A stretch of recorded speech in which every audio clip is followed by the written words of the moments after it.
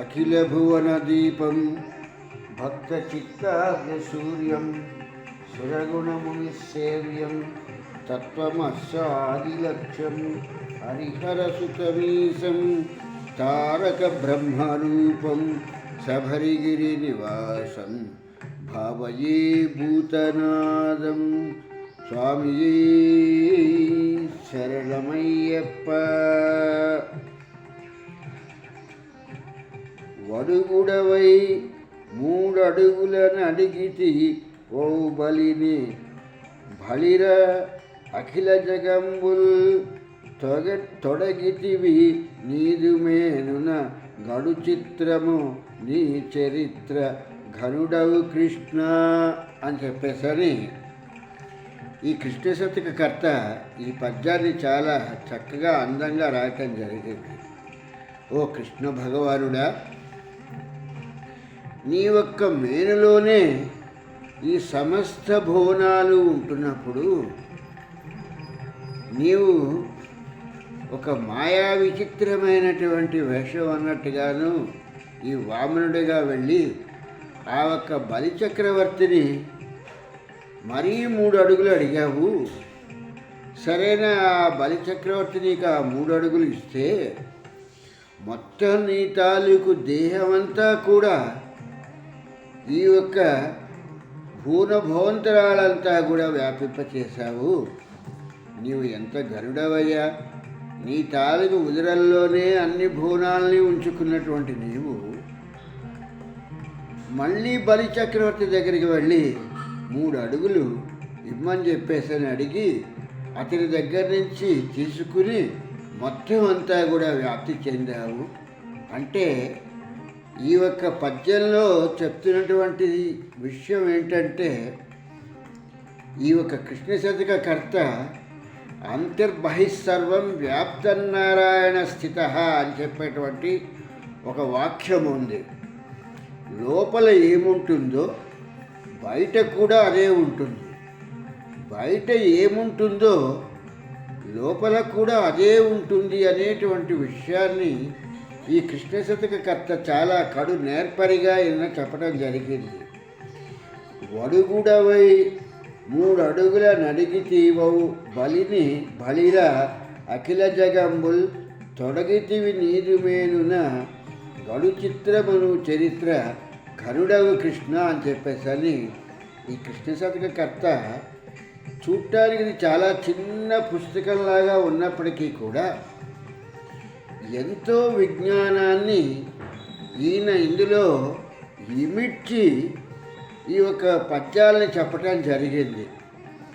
అంటే ఈ మంత్రపుష్పం చెప్పేటప్పుడు ఏం చెప్తామంటే, సహస్రశీరుషం దేవం విశ్వాక్షం విశ్వసంభవం విశ్వనారాయణ దేవమక్షరం పరమం పదం అని చెప్పిలా ప్రారంభిస్తాం. అట్లాంటిది ఈ యొక్క కృష్ణ శతక కర్త ఏం చెప్తున్నాడంటే, ఆ ఒక్క వామనావతారంలో వెళ్ళి ఆ ఒక్క బలిచక్రవర్తిని 3 అడుగులు స్థలం ఇమ్మని చెప్పేసి అని అడిగావయ్యా, బాగుంది. కానీ నీ తాలూకు దేహంలోనే సమస్త భువనాలు ఉన్నాయి. అంత సమస్త భువనాలని నీలో ఉంచుకున్నటువంటి వాడివి 3 అడుగులటువంటి ప్రదేశాన్ని అడగడానికి ఆ బలిచక్రవర్తి దగ్గరికి వెళ్ళాలా? అంటే ఇందులో మాకు నువ్వు చెప్తున్నటువంటి సందేశం ఏమిటంటే, లోపల దేహంలో ఏముందో బయట కూడా అదే ఉన్నది అనేటువంటి విషయాన్ని మాకు తెలియపరచటానికి ఈ ఒక్క విషయాన్ని నువ్వు చెప్పాలనుకుని ఈ 3 అడుగులు అనేటువంటి దాన్ని అడిగావయ్యా, బాగుంది. ఇదే విషయాన్ని ఏం చెప్తుందంటే, ఈ యొక్క ముండకోపనిషత్తు చాంద్రకోపనిషత్తు చెప్తున్నటువంటి దాంట్లో ఏం చెప్పుకొస్తున్నాయంటే, ఓ బ్రహ్మదేవాయనం ప్రథమ సంభవ భువ విశ్వకర్త భువనస్య గోప్త సబ్రహ్మ విద్య సర్వ విద్యా ప్రతిష్ఠిత అధర్వాయ శ్రేష్ఠపుత్రాయ ప్రాప్యాయ అని చెప్పేటువంటిది ఈ యొక్క ముండకోపనిషత్తులో చెప్తున్నటువంటిది. ఈ ముండకోపనిషత్తు చెప్తున్నటువంటి ఈ యొక్క శ్లోకానికి అర్థం ఏంటంటే, ఒక వస్తువుని మనం చూడాలి అనేటువంటి తపన మనలో ఉన్నప్పుడు, ఆ వస్తువు మీదకి కాంతి అనేటువంటిది ప్రసరింప చేయబడ్డప్పుడు మాత్రమే ఆ వస్తువుని మనం చూడగలుగుతాము. అందుకే మనం ఒక పూజా కార్యక్రమాన్ని దేనైనా ప్రారంభించేటప్పుడు దీపారాధన అనేటువంటిది ఎందుకు చేస్తాము అని అంటే, ఏ ఒక్క దేవతామూర్తిని మనం అర్చిస్తున్నామో ఆ దేవతామూర్తి ఆ ఒక్క వెలుగు మూలంగా మన కంటికి గోచరమవుతూ ఉంటాడు. ఈ గోచరమయ్యేటువంటిది ఇది మనస్సులోకి తీసుకోబడుతూ ఉంటుంది. ఇది లేనప్పుడు, ఈ వెలుగు లేనప్పుడు అక్కడ విగ్రహం లేదా అంటే అక్కడ విగ్రహం ఉంది, కానీ చక్షువులకి అంటే ఈ యొక్క కనులకి అది స్పష్టతగా గోచరించటం లేదు. అలా గోచరించాలి అనేటువంటి దానికి అక్కడ వెలుగు అనేటువంటిది కావాలి. ఈ వెలుగునే ఈయన ఏం చెప్తున్నారంటే, బ్రహ్మ విద్యా సాంప్రదాయాలకు సంబంధించినటువంటిది ఆ జ్ఞానాన్ని ఏ రోజైతే నువ్వు సమస్త జ్ఞానాన్ని పొందగలుగుతావో ఆ రోజు సమస్తము నీకు గోచరిస్తుంది. ఆ గోచరించినంత కాలము కూడా ఎదురుకుండా ఉన్న వస్తువైనా కూడా అగోచరమే అవుతుంది అనేటువంటి విషయాన్ని ఈ ముండకోపనిషత్తులో ఈ యొక్క ముండకుడు అనేటువంటి ఈయన చెప్పడం జరుగుతున్నటువంటి విషయం అన్నమాట. కనుక ఒక వస్తువుని మనం చూడాలి అన్నప్పుడు, ఆ వస్తువు మనకి గోచరించాలి అని అన్నప్పుడు అక్కడ వెలుగు ఉండాలి. అంటే మన మనస్సులో ఆత్మజ్ఞానము అనేటువంటి వెలుగు ఉన్నప్పుడు మాత్రమే, ఆ ప్రకాశవంతంలో మాత్రమే మనము వస్తు నిర్ధారణ చేయగలుగుతాం తప్పితే అది లేనప్పుడు మనం ఏమీ చెయ్యలేము అనేటువంటి విషయాన్ని ఈ యొక్క ముండకోపనిషత్తులో ఈయన ఇందులో చెప్పడం జరుగుతుంది. ఓ బ్రహ్మదేవానాం ప్రథమ సంభూవ విశ్వకర్తాయ భువనస్య గోప్త సబ్రహ్మ విద్యాం సర్వ విద్యా ప్రతిష్ఠితాం అధర్వాయ జ్యేష్ఠపుత్రాయ ప్రాప్యాయ అని చెప్పేశాను. ఈ బ్రహ్మచేతన అంటే విరాట్ పురుషుడు మొట్టమొదటిసారిగా సృజించినటువంటి వాడు బ్రహ్మ. బ్రహ్మ తరువాతనే మిగిలినటువంటి వాళ్ళందరూ వచ్చారు. ఈ బ్రహ్మకి వేదాలను చేతిలో పెట్టి ఈ బ్రహ్మాండమైనటువంటి బ్రహ్మ విద్యని చెప్పటం జరిగింది. ఈ ఒక బ్రహ్మ విద్య మూలంగానే నిత్యానిత్య వివేకము కలిగినటువంటి వస్తు గోచరమంతా కూడా అతనికి తెలుస్తుంది. ఏది నిశ్చయమైనది, ఏది నిశ్చలంగా ఉంటుంది, ఏది నిశ్చలము కాదు అనేటువంటి విషయాన్ని చెప్పటానికి ఈ యొక్క బ్రహ్మ విద్య అనేటువంటి బ్రహ్మాండమైన విద్యని నేర్చుకుంటేనే తెలుస్తుంది.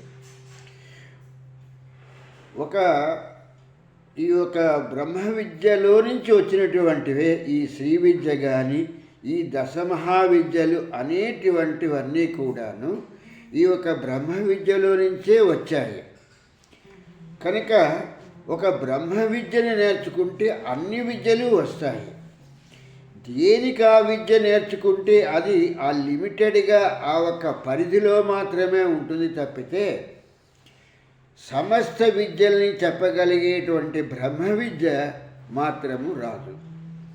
కనుక ఇక్కడ ఏమవుతుందంటే అజ్ఞానాంధకారంలో ఎక్కడికక్కడ ఒక విభాగం కింద చేసుకుని మాట్లాడతారు తప్పితే ఇది సమస్త సృష్టికి సంబంధించినటువంటి విషయము అనేటువంటి దాన్ని ఈ యొక్క గోచరంలో మాట్లాడటానికి వీళ్ళకి అంత అనుభవం లేదు అనేటువంటి విషయాన్ని మనం గ్రహించవలసినటువంటి ముఖ్యమైనటువంటి విషయము. ఉదాహరణకి ఒక లేడీ అప్పుడే ఒక శిశువుని కనటం జరిగింది. అదే టైంలో ఒక పెద్ద పులి గట్టిగా అరవటం జరిగింది. అప్పుడు ఆ తల్లి, ఆ లేడీ తన ప్రాణాలను దక్కించుకోవటానికి గురించని అది పరుగులు తీస్తుంది. అప్పుడే పుట్టినటువంటి ఆ లేగ దూడ కూడా ఆ విచక్షణ జ్ఞానం లేకపోతే అది అక్కడి నుంచి కదలలేదు. కానీ అది కూడా పరుగులు పెడుతుంది. అప్పుడు పుట్టినటువంటి లేగ దూడైన అంటే జ్ఞానము అనేటువంటిది ఎంత ముఖ్యము అనేటువంటి విషయాన్ని ఇక్కడ మనం తెలుసుకోవలసిన విషయం. ఈ జ్ఞానము అనేటువంటి దాన్ని తెలుసుకోకుండా అజ్ఞాన అంధకారంలో ఉంటూ ఈ అయ్యప్ప వచ్చాడు. ఈ అయ్యప్ప పందలరాజు కుమారుడిగా ఈయన వచ్చారు, మహిషిని చంపేశాడు. ఈ యొక్క అజ్ఞానాంధకారమైనటువంటి ఈ కథను వింటున్నంతసేపు ఇందులో మనకి ఏ విధమైనటువంటి జ్ఞానము గోచరించదు. ఇక్కడ కథాగమనంలో ఏం చెప్పుకొస్తాడంటే, ఆ విష్ణువు శివుడు కలిసినప్పుడు ఆ ఒక ఇద్దరికీ కలిపి పుట్టినటువంటి పుత్రుడు ఈ అయ్యప్ప అని చెప్పేసరి చెప్తాడు. ఈ అయ్యప్ప పుట్టిన తర్వాత ఈయన ఆ ఒక్క అడవికి వచ్చి మహిషాసురుడు అనేటువంటి ఆ మహిషాసురుడు తాలూకు చెల్లెలైనటువంటి మహిషిని సంహరించాడు అనేటువంటి కథని చెప్పుకురావటం జరుగుతుంది. అంటే ఇంతింత చదువులు చదువుకున్నాము, చదువుది ఎంత కలిగిన రసజ్ఞత ఇంచుక చాలకున్న ఆ చదువు నిరర్ధకంబు గుణ సంయుతులెవ్వరు మెచ్చరచ్చటన్ పదునుగా మంచి కూర నలపాకము చేసిన నన్ను పొదవడి నుప్పు లేక రుచి పుట్టగా నేర్చున్నట్టయ్యా భాస్కర అని చెప్పేసని ఇది భాస్కర శతకంలో చెప్పడం జరిగింది. చదువుకున్నందుకు విజ్ఞానాన్ని ఉపయోగించి శివుడికి విష్ణువుకి అనేటువంటి ఇద్దరు పురుషవర్లు కదా, ఈ పురుషులకి ఈ అయ్యప్ప అనేటువంటి వాడు ఎలా పుడతాడు, ఆయన మోహినిగా మారిపోయాడని కథలో చెప్తాడు. అంటే ఎలా మారిపోయాడు, ఆ పొలాట్రికల్ చేంజింగ్ ఎలా జరిగింది, ఇటువంటివేవి మనకు అవసరం లేదు. దున్నపోతు ఈనింది అంటే దూడని కట్టండి అని చెప్పేసి పోలోమని స్వామి శరణం అయ్యప్ప శరణం అయ్యప్ప శరణం స్వామి శరణం స్వామి దింతకితో అయ్యప్ప దింతకితో దింతకితో అని ఎగరటం తప్పితే ఇంతకన్నా వీళ్ళ తాలూకు జ్ఞానం ఎక్కడ ఉంది? ఒక ఇద్దరు పురుష శక్తులకి ఒకవేళ మారినప్పటికీ కూడా ఆ మారినటువంటి వాళ్ళకి గర్భస్థము అనేటువంటి ఒక గర్భసంచి వస్తుందా? ఇది సైన్స్లో ఏ డాక్టర్నన్నా అడగండి, లేకపోతే ఏ ప్రొఫెసర్స్నన్నా అడగండి. ఒక పురుషుడు స్త్రీగా ఈ ఒక శస్త్రచికిత్స మూలంగా చేసుకోవటం అయితే అవుతుందేమో కానీ అతనికి ఒక గర్భస్థ సంచి అనేటువంటిది మాత్రం రావటం అనేటువంటిది జరగనటువంటి విషయం, ఇది అసంభవమైనటువంటి విషయము.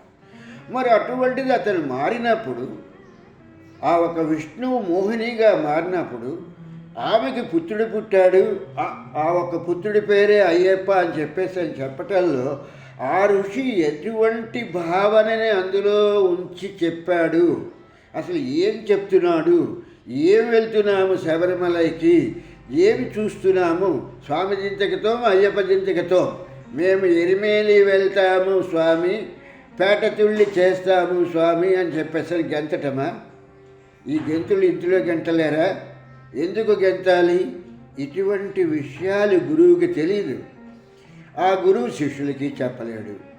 కనుక ఇటువంటి జ్ఞానంతో మనం ఏం చేసినా 18 సంవత్సరాలు కాదు, మొత్తం జీవితాంతము కూడా మనం ఆ ఒక్క శబరినాథుడిని దర్శించుకున్నా కూడా మనకి మిగిలేటువంటిది ఏంటంటే ఆ పంచలోహాలతో కూడినటువంటి విగ్రహం తప్పితే ఇంకో దర్శనం లభించదు కాక లభించదు. ఏ సంవత్సరం చూసిన ఈ సంవత్సరం చూసిన విగ్రహం పై సంవత్సరంకి వచ్చేటప్పటికి ఒక అంగుళం పెరగదు, ఒక అంగుళం తరగదు. కనుక అసలు ఏంటి చూడాలి, దేన్ని దర్శించాలి, దర్శించవలసినటువంటిది ఏంటి, గురువు చెప్పవలసినటువంటిది ఏంటి? అంతర్బహిస్సర్వం వ్యాప్తనారాయణ స్థిత అనేటువంటి దాన్ని గురువు ఎలా చెప్పగలుగుతాడు? ఈ ఒక్క కథలో చాలా చక్కగా చెప్పడం జరిగింది. ఆ ఒక్క మహిషి అనేటువంటిది బ్రహ్మదేవుడి గురించి తపస్సు చేసింది. అంటే మొదట ఉన్నటువంటి వాడు, ప్రకృతిలోకి వచ్చినటువంటి వాడు బ్రహ్మ. ఆ బ్రహ్మదేవుడి గురించి తపస్సు చేసింది. ఆ బ్రహ్మదేవుడు ఈ యొక్క మహిషికి వరాలు ఇచ్చాడు. వరాలు ఇచ్చినప్పుడు ఈ మహిషి విజృంభిస్తున్నప్పుడు ఈ యొక్క దేవేంద్రుడు వీళ్ళందరూ కూడా వెళ్ళి ఆ బ్రహ్మదేవుడిని వేడుకున్నారు. స్వామి, ఈ మహిషి తాలూకు ఆగడాలు మేము భరించలేకపోతున్నాము అని. వరాలైతే నేను ఇచ్చాను కానీ నేనేమీ చేయలేను కాబట్టి మీరందరూ కలిసి ఆ హరిహరులని కలిపి ఒక శక్తిగా చేసినప్పుడు మాత్రం మీకు ఈ మహిషిని సంహరించడం అవుతుంది అని చెప్పడం జరిగింది. ఇంత డీటెయిల్డ్గా వెళ్తున్నప్పుడు ఇంకొంచెం ఆ శబరిమలై వెళ్ళేటువంటి వాళ్ళు శ్రమ పడితే ఆ ఒక కథలో అంతర్భాగం ఏమిటి అనేటువంటిది తేట తెల్లమవుతుంది. ఇదేమీ అవసరం లేదు. పొద్దున సాయంత్రం పూజ, భజన, భిక్ష, అల్పాహారము వీటికే అలవాటు అయిపోయారు. కానీ వీటిని దాటి ఒక అడుగు వేసి మనం శబరిమలై దేనికి వెళ్తున్నాము, ఈ యొక్క మహిషి అనేటువంటిది ఎవరు, ఈ మహిషిని ఎందుకు ఈ అయ్యప్ప సంహరించాల్సి వచ్చింది, అందరికీనేమో ఆడవాళ్ళని తీసుకురాకూడదు అని చెప్పేసని 10 సంవత్సరాల లోపల పిల్లల్ని తీసుకురావాలి, 10 సంవత్సరాలు దాటిన తర్వాత పిల్లల్ని తీసుకురాకూడదు, 54 సంవత్సరాలు దాటిన తర్వాత వాళ్ళు రావాలి అనేటువంటి ఇలాంటి పిచ్చి కథ చెప్తున్నారు. మరి అటువంటిది అయ్యప్ప ఆ ఒక్క వెనకాతల మాలికాపురం అనేటువంటి ప్రౌఢలో ఉన్నటువంటి ఆ స్త్రీని పట్టుకుని శబరిమలలో ఉంటున్నాడు. వేరే ఇంకోళ్ళతో కాదు ఉంటున్నటువంటిది. అయ్యప్పని దర్శించినటువంటి వాళ్ళు ఆ మాలికాపురం అనేటువంటి అమ్మవారిని కూడా దర్శిస్తున్నారు. మరి ఏంటి దర్శిస్తున్నారు, ఏమడుగుతున్నారు గురుస్వామిని? ఆడవాళ్ళని తీసుకెళ్ళకూడదు, స్వామి దించకతో, మా అయ్యప్ప దించకతో, దించకతో. ఇదేనా?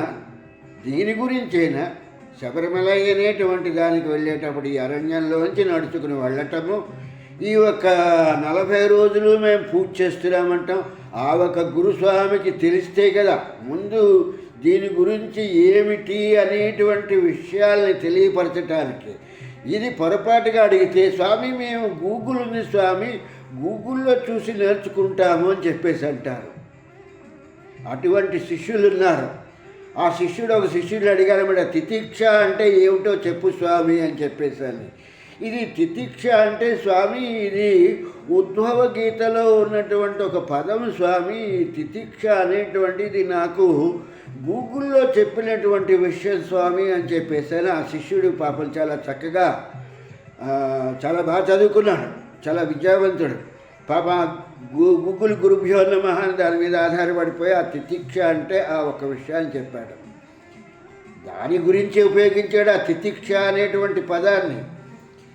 అలాగా శంకర భగవత్పాదుల వారు రాస్తూ చెప్తారు, ఈ అపరాక్షానుభూతి అని అంటారు. ఈ అపరాక్షానుభూతి అనేటువంటి దానికి వచ్చేటువంటిది ఏంటంటే, శబరిమలై వెళ్తున్నప్పుడు ఆ ఒక్క జ్యోతి స్వరూపుడైనటువంటి ఆ శబరిగిరీసులు చేసిన తర్వాత నీకు కలుగుతున్నటువంటి అనుభూతి ఏమిటి, అది పరోక్షంగా నువ్వు చెప్తున్నటువంటిది ఏంటి, ఇటువంటి విషయాలు ఏవీ కూడా మనకు అవసరం లేదు. గూగుల్లో మనకి ఏదో చెప్పాడు, దాన్ని మనం వింటాము. ఆ తితీక్ష అనేటువంటిది, తితీక్షకే అంత దీనిలాగా గూగుల్ చెప్తుందంటే, అటువంటి గూగుల్ని నమ్ముకుని వీళ్ళు శబరిమల యాత్రకి అందులో ఉన్నటువంటి అయ్యప్ప కథలు వింటూ, అయ్యప్ప పాటలు వింటూ శబరిమల యాత్ర చేస్తున్నారు. అందుకు వీళ్ళకి గురువు అవసరం లేదు. గూగుల్ గురుభ్యో నమః అని చెప్పేసి గూగులే గురువు అవుతుంది, అదే వీళ్ళకి మోక్షం ఇస్తుంది. కనుక ఇటువంటి విషయాలన్నింటినీ కూడా తెలుసుకోవాలంటే చక్కని బ్రహ్మ విద్యా సాంప్రదాయం తెలిసినటువంటి గురువు ఉంటే మాత్రమే ఇలాంటి విషయాలన్నీ తెలుస్తాయి. కాబట్టి అటువంటి బ్రహ్మ విద్యా సాంప్రదాయానికి సంబంధించినటువంటి గురువుల్ని మనం తెలుసుకొని వాళ్ళకి సేవ చేసి వాళ్ళ ద్వారా మనము ఈ యొక్క జ్ఞానాన్ని